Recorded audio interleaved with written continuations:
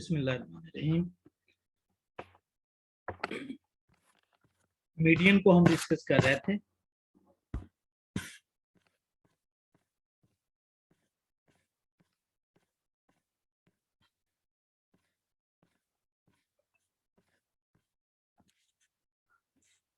अभी हमने किया है मीडियन फॉर अनग्रुप डाटा। अगर मीडियन हमारे पास विद ग्रुप डाटा आ जाए तो उसको हमने किस तरह कैलकुलेट करना है। मीडियन और group data,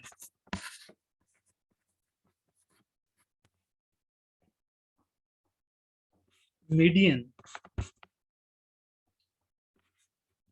is equal to L plus H over F into N by 2 minus C। L हमारे पास ये होगा लोअर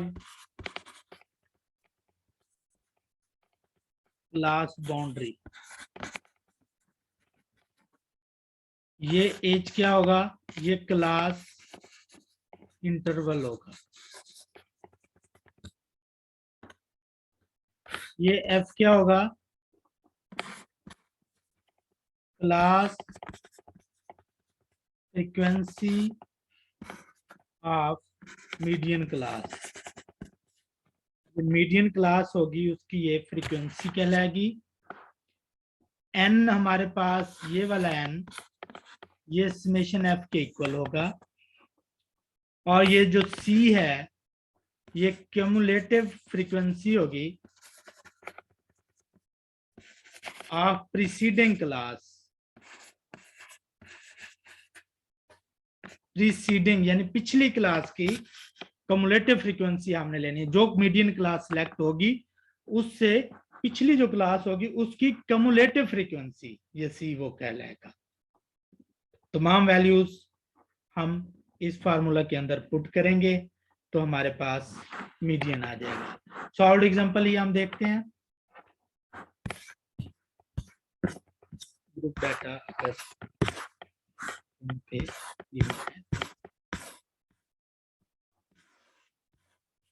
यहाँ पे ये देखें, ये हमारे पास क्लास बाउंड्रीज गिवन है। अगर यहाँ पर क्लास लिमिट्स होंगी तो क्लास बाउंड्रीज हम बना लेंगे, उनका मिड पॉइंट लेंगे, फ्रीक्वेंसी लेंगे और कम्युलेटिव फ्रीक्वेंसी आ जाएगी। सिर्फ अगर हम मीडियन निकाल रहे हैं तो उसमें मिड पॉइंट की जरूरत नहीं आएगी, सिर्फ क्लास बाउंड्रीज, फ्रीक्वेंसीज और कम्युलेटिव फ्रीक्वेंसी निकाल। तो मीडियन निकालने के लिए पहले हम n बाय 2 करते हैं। n क्या होता है, ग्रुप डाटा के अंदर सम ऑफ f जो है वो n होगा। तो ये टोटल n का सम करेंगे, वो कितना है 905 है। इसको 2 पे डिवाइड करेंगे तो ये 452.5 आ जाएगा। हमने फिर इसको देखना होता है कम्युलेटिव फ्रीक्वेंसी में कि कम्युलेटिव फ्रीक्वेंसी के में किसके अंदर 452 आ जाएगा। 8 के अंदर नहीं आ सकता, 95 में नहीं आ सकता, 285 के अंदर नहीं आ सकता, 589 इसके अंदर 452 आ सकता है। तो ये class as a median class जो है सिलेक्ट हो जाएगी। इस क्लास को यूज करते हुए हम फार्मूला के अंदर वैल्यूज लिखेंगे। एफ के लिए हम ये 304 लिखेंगे, लोअर क्लास बाउंड्री हम 59.5 लिखेंगे, एच इंटरवल इनका जो दरमियानी इंटरवल आ रहा है वो 10 का आ रहा है वो लिखेंगे एच की जगह पे, और सी की जगह पे हम 285 लिखेंगे, यानी जो क्लास सिलेक्ट हुई है इससे प्रीसीडिंग जो क्लास फ्रीक्वेंसी कम्युलेटिव फ्रीक्वेंसी है। तो ये देखें वो सारी वैल्यूज उसने उठाकर इसी क्लास से यहाँ पर पुट की है और क्लास मीडियन जो है वो निकाल लिया है।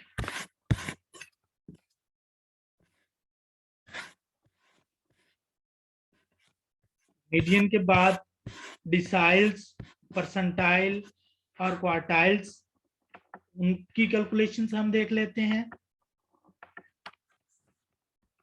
अगर क्वार्टाइल्स हैं, क्वार्टाइल्स हमने कितने कहे थे? 3, Q1, Q2 और Q3। Q1 डाटा को 4 हिस्सों में डिवाइड करता है, यानी 25th परसेंटाइल भी इसको कहते हैं Q1 को।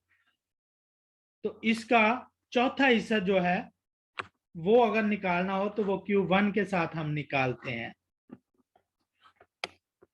तो इसका फार्मूला इस तरह बनाते हैं कि n/4 हम लिखते हैं,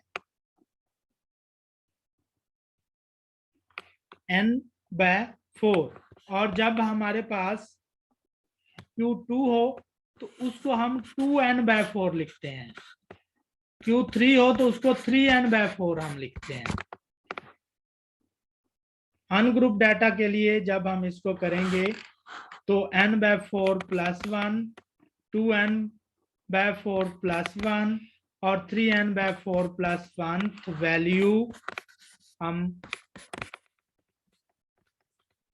वैल्यू जो है वो हम इसके लिए लेंगे अरेंज डाटा की।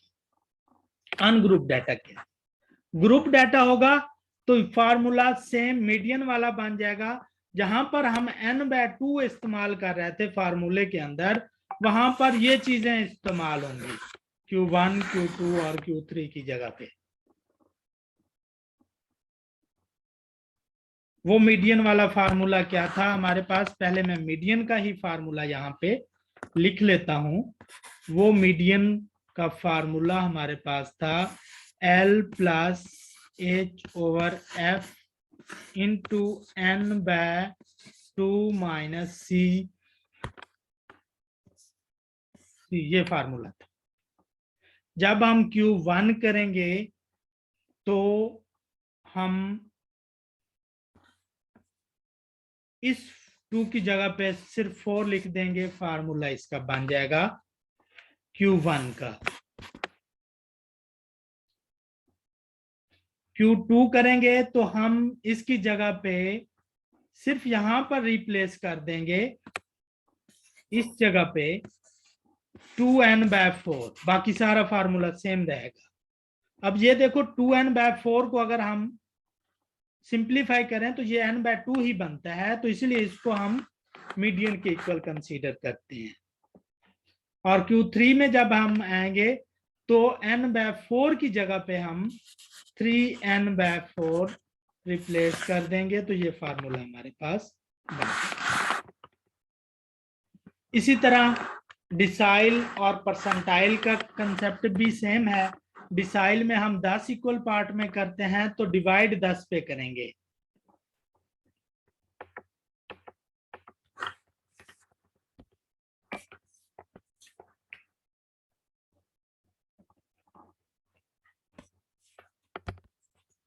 डिसाइल्स में 10 इक्वल पार्ट होते हैं, तो इसका भी सेम वही तरीकाकार होगा। अगर D1 कर रहे हैं तो n/10th वैल्यू +1 भी इसके साथ करते होते हैं, n/10 + 1th value in the data. अगर अनग्रुप डाटा है तो ये कहां तक जाता है? ये D9 तक जाता है, D9 तक। दरमियान में इसके D5 आता होता है। अनग्रुप डाटा के लिए तो वही सिंपल है। ग्रुप डाटा के लिए इसका फार्मूला जब D1 के लिए हम बनाएंगे तो सेम उसी तरह L + H/F into n/10 - C। ये है D1 के लिए। अगर D5 होगा तो उसके लिए क्या होगा? L + H/F into 5n/10 - C। यानी जो हम यहाँ पे लेंगे 5 लेंगे तो यहाँ पे 5 लगा देंगे इस जगह पे। और अगर हम 7 ले रहे हैं, D7 ले रहे हैं, तो L + H/F into 7n/10 over 10 minus c and c so on. अच्छा, सेम इसी तरह हमने परसेंटाइल्स का करना होगा। परसेंटाइल्स के अंदर जब हम जाएंगे तो नीचे डिवाइड में 100 आ जाएगा और जोन सा हम p फाइंड कर रहे होंगे वो ऊपर आ जाएगा।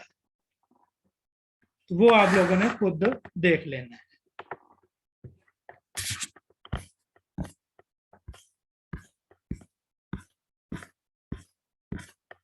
ये सारी इनकी सैंपल्स वगैरह सॉल्व की हुई हैं, इनकी भी आप प्रैक्टिस खुद कर सकते हैं। उसके बाद है हमारे पास द मॉड। मॉड की डेफिनेशन क्या होती है? The most frequent value in the data, यानी या most repeated value in the data, वो मॉड कहलाती है। जो बार बार वैल्यू आ रही होगी डाटा के अंदर उसको हम मॉड कहेंगे। मॉड बाजुकात नहीं भी होता और बाजुकात डाटा के अंदर एक से ज्यादा मॉड भी हो सकते हैं। अगर डाटा के अंदर एक मॉड होगा तो उस को कहते हैं ये यूनी मॉडल डिस्ट्रीब्यूशन है। अगर डाटा के अंदर दो मॉड होंगे तो उसको बाई मॉडल कहेंगे। इसी तरह ज्यादा जितने मॉड होंगे उनका नाम जो है चेंज होता जाएगा। अब ये मोस्ट फ्रीक्वेंटली वैल्यू है, इसका अनग्रुप डाटा तो जस्ट हम ऑब्जर्वेशंस को देख के करेंगे कि कौन सी ऑब्जर्वेशन मोस्ट रिपीटेड है। जब हमारे पास क्वालिटेटिव एवरेज, हम क्वालिटेटिव डाटा की एवरेज निकालना होती है तो हम आमतौर पर मॉड जो है ये यूज करते हैं। और जब हमारे पास डाटा के अंदर सिक्यूनेस हो, सिक्यूर्ड डाटा हो, तो फिर हम मीडियन इस्तेमाल करते हैं। ये चीज इंपॉर्टेंट है कि डाटा के अंदर अगर सिक्यूर्ड डाटा होगा तो उस वक्त कौन सी एवरेज सूटेबल है? उस वक्त मीडियन एवरेज जो है वो सूटेबल होगी। जब डाटा हमारे पास क्वालिटेटिव है तो कौन सी एवरेज सूटेबल है? मॉड जो है ये ज्यादा सूटेबल है। और अगर डाटा हमारे पास एक जैसा है, होमोजीनियस वैल्यूज हैं, करीब करीब हैं, फिर हमारे पास अरिथमेटिक मीन जो है वो सबसे ज्यादा सूटेबल होती है। मॉड फॉर ग्रुप डाटा के लिए फार्मूला है वो हम अभी लिखते हैं। अनग्रुप डाटा के लिए तो जस्ट जो डाटा के अंदर मोस्ट रिपीटेड वैल्यू होगी वो मॉड होगा। ग्रुप डाटा के लिए इसका फार्मूला होगा mode is equal to L plus FM minus F1 divided by FM। Yes,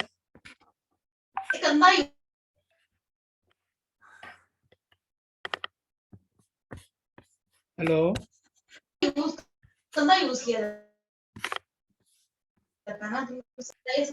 आपकी आवाज नहीं आ रही, आप कुछ पूछ रही हैं?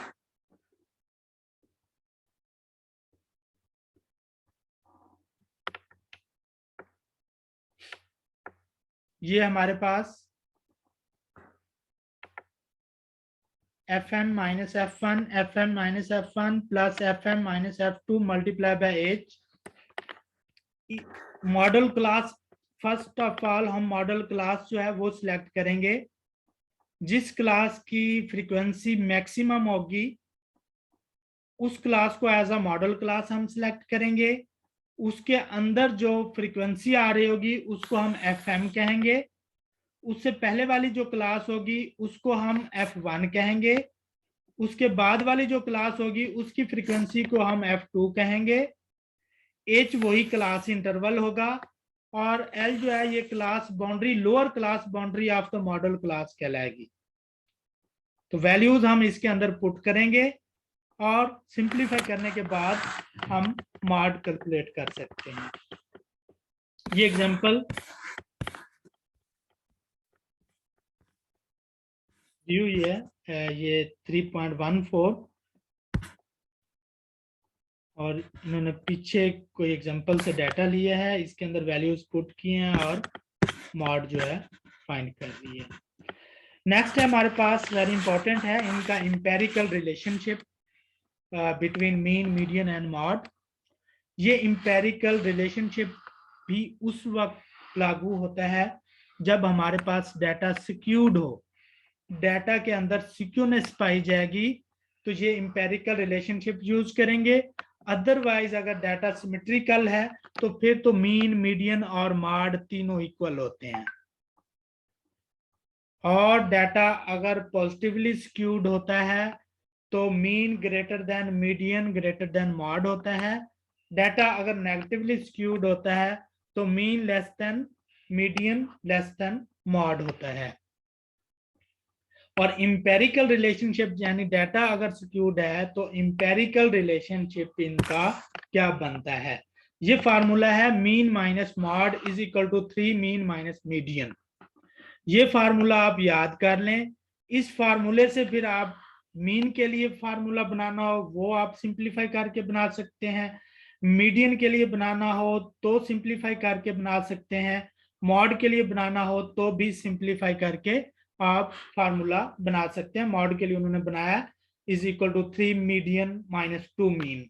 तो ये इसका एमसीक्यूज इस तरह आता है कि आपके पास दो ऑब्जर्वेशंस वो दे देता है कैलकुलेटेड, मीन दे देगा, मॉड देगा और कहेगा आप मीडियन फाइंड करें, या मीडियन और मॉड दे देगा तो आपने मीन फाइंड करना होगा।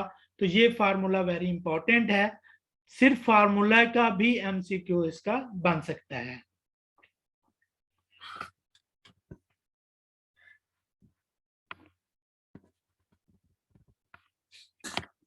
ये अगर जे शेप या एक्सट्रीमली स्क्यू डिस्ट्रीब्यूशन होंगी तो उस वक्त ये डाटा जो है ये वाला फार्मूला सही रिलेशनशिप नहीं बताएगा। अप्रोक्सीमेटली जो है अगर ये सिक्योर्ड होंगी फिर यानी अपने सिमेट्रिक से थोड़ी अगर ये चेंज होती हैं तो फिर ये वाला फार्मूला यूज होता है। उसके बाद हमारे पास टॉपिक आता है the box plots. Box plots में रह गया है, चलें ये लास्ट कर लेते हैं उसके बाद क्लास को स्टॉप करेंगे। बॉक्स प्लॉट्स, इसको हम बॉक्स एंड हिस्कर प्लॉट्स भी कहते हैं। इसको हम 5 नंबर समरी भी कहते हैं कि 5 नंबर समरी क्यों कहते हैं, क्योंकि ये 5 नंबर समरी से मिलकर बनता है। जो इसमें मेजर्स यूज होती हैं वो 5 मेजर यूज होती हैं। कौन कौन सी यूज होती हैं? सबसे पहले डाटा की स्मॉलेस्ट वैल्यू और डाटा की ग्रेटेस्ट या मैक्सिमम वैल्यू, और बाकी 3 जो होती हैं वो इसके क्वार्टाइल्स होते हैं जो Q1, Q2 और Q3 जो होते हैं। इसके लिए एक हमारे पास ये रेक्टेंगल होती है, इस रेक्टेंगल के अंदर हमारे पास Q1, ये Q2 और यहां पर Q3 होता है। ये इसके विस्कर्स या हिस्कर्स जो हैं ये होते हैं, ये वाले। ये डाटा की सबसे छोटी वैल्यू होती है और ये डाटा की सबसे बड़ी वैल्यू होती है। ये 5 नंबर जो है minimum value Q1, Q2, Q3 यानी लोअर क्वार्टाइल, मीडियन और अपर क्वार्टाइल और मैक्सिमम वैल्यू, इनसे मिलकर ये बनता है। इसको हम बॉक्स एंड विस्कर प्लॉट्स कहते हैं। और जहां पर Q3 और Q1 आते हैं इसको हम हिंग्स कहते हैं। इसके ये वाली जगह और ये वाली जगह ये इसके हिंग्स कहलाते हैं। और ये जो हमारे पास ये लंबी लाइन और ये लंबी लाइन जो एक्स नॉट यानी मिनिमम पॉइंट और मैक्सिमम पॉइंट की तरफ जा रही है, ये इसके स्कर्स कहलाते हैं।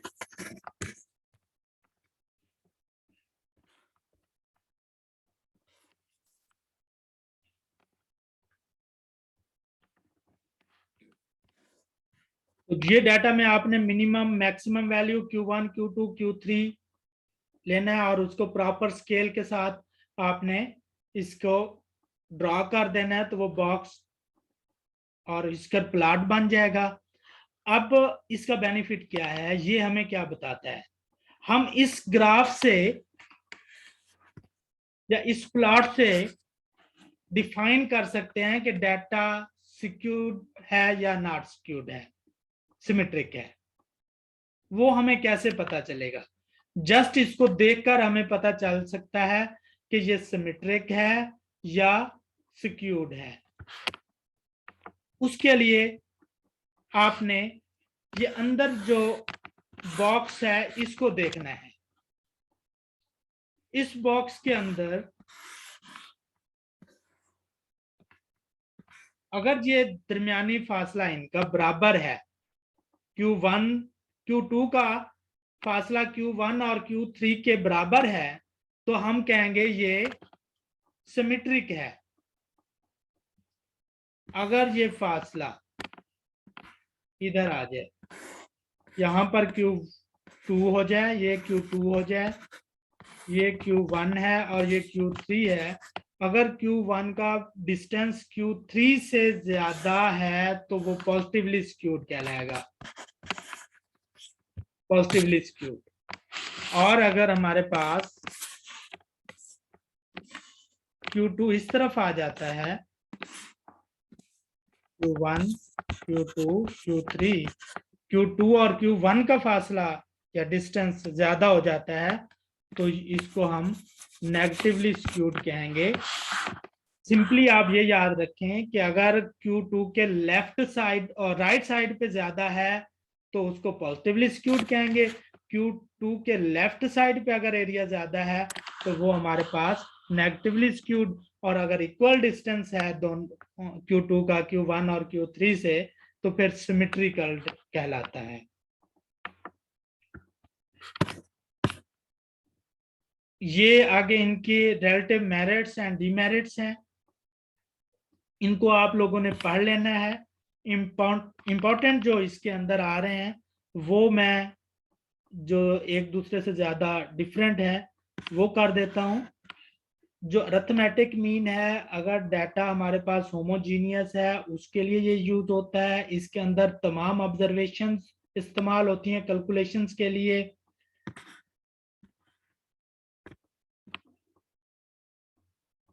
और सैम्पलिंग की फ्लक्चुएशन से ये ज्यादा चेंज नहीं होता।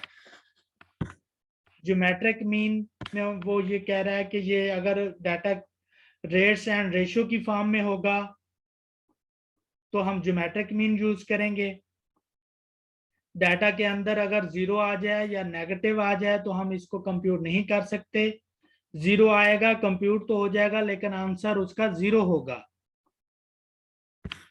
जीरो के साथ ज्योमेट्रिक मीन कैलकुलेट हो जाता है लेकिन आंसर उसका हमेशा जीरो आएगा। अगर नेगेटिव वैल्यू डाटा के अंदर आ जाएगी तो ज्योमेट्रिक मीन अनडिफाइंड हो जाएगा, हम कैलकुलेट भी नहीं कर सकेंगे। हार्मोनिक मीन, अगर डाटा के अंदर जीरो आ जाए तो हार्मोनिक मीन डिफाइंड ही नहीं होगा, इन्फिनिटी आ जाएगा। यानी 1 डिवाइडेड बाय जब जीरो हम करेंगे तो वो अनडिफाइंड हो जाएगा। तो जीरो जब होगा तो हम हार्मोनिक मीन कैलकुलेट ही नहीं कर सकते। हार्मोनिक मीन जब हम स्पीड वगैरह या रेट की फॉर्म में डाटा हो तो उस वक्त हार्मोनिक मीन यूज करते हैं। मीडियन उस वक्त सुटेबल होता है जब डाटा स्क्यूड हो या डाटा के अंदर हमारे पास आउटलायर्स हों। मीडियन इस्तेमाल करेंगे तो भी ज्यादा इफेक्ट मीडियन पे नहीं होगा आउटलायर्स का भी।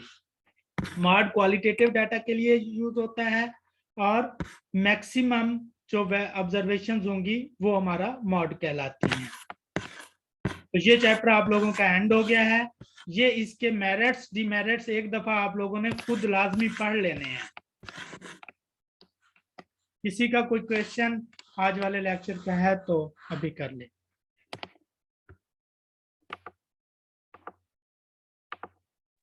अस्सलाम वालेकुम सर। वालेकुम सलाम। सर ये जो हमने बॉक्स प्लॉट पढ़े हैं जी जी। ये आखिर पे, हाँ हाँ ये हमने ये बॉक्स बना लिए Q1 Q2 Q3। सही है। तो ये हम जब कैलकुलेट करेंगे Q1 निकालेंगे, मीडियन निकालेंगे, Q3 निकालेंगे। हाँ तो ये आपने कहा कि जो है, अगर जो सेंटर वाला जो मीडियन है वो हम्म Q3 की तरफ चला जाएगा, वो नेगेटिव स्क्यूड होगा। अगर जो है Q1 की तरफ आएगा, पॉजिटिव स्क्यूड होगा। हाँ, लेकिन ये वैल्यूज हमें कहाँ से पता चलेगी? ये वैल्यूज आपको जब आप इनकी कैलकुलेशंस करोगे। हाँ जी, फॉर फॉर एग्जाम्पल Q1 हमारे पास 10 आ गया, 10 आ गए, मीडियन हमारे पास 15 आ गया, 15 आ गए, और Q3 20 आ गया। 20 आ गए, तो इनका दरमियानी फासला आपको पता नहीं चल रहा कि ये स्केलिंग सेम है। आपने खुद करना होती है इसकी। अच्छा। स्केलिंग आप कैसे करोगे? और ये ये एग्जांपल आप जो आपने दी है कि हाँ, ये Q1 आ गया, ये Q2 आ गया, ये Q3 आ गया, इसकी आपने ठीक 5 है, वैल्यू रख दी, इसकी आपने 10 रख दी, इसकी 15 रख दी। रख दी। सपोज, ठीक है। ठीक है, तो इनके दरमियान आप देखें फासला जो है बराबर है, तो ये सिमेट्रिकल है। सिमेट्रिकल हो गई। अगर लेकिन इनमें आपके वो ये 10 की बजाय जी ये वैल्यू जी आपकी जी, 7 आ जाती, ठीक है, ठीक है, तो वो यहां पे लाई करता ना, ठीक है। हाँ जी, बिल्कुल। Q2। तो फिर देखें इसका हाँ जी, फासला जो है पॉजिटिव Q3 स्क्यूड की हो गई। तरफ ज्यादा है, तो ये पॉजिटिवली स्क्यू हो जाएगा। तो ये विस्कर क्या होंगे इसमें? ये विस्कल जो है ये इसकी मैक्सिमम और मिनिमम वैल्यू की तरफ जाते हैं यहाँ पे, ये इसके डाटा विस्कल की, कहलाते हैं। ठीक है, ये डाटा के मैक्सिमम मिनिमम वैल्यूज होते हैं डाटा के विस्कर। अंदर जो सबसे मिनिमम वैल्यू और सबसे मैक्सिमम वैल्यू जो होगी। ओके, ठीक हो गया। और किसी का थैंक कोई यू। क्वेश्चन?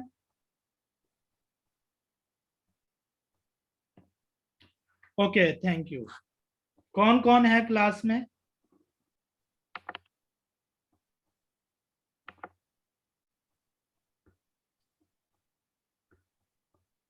ठीक है, ओके, अल्लाह हाफिज।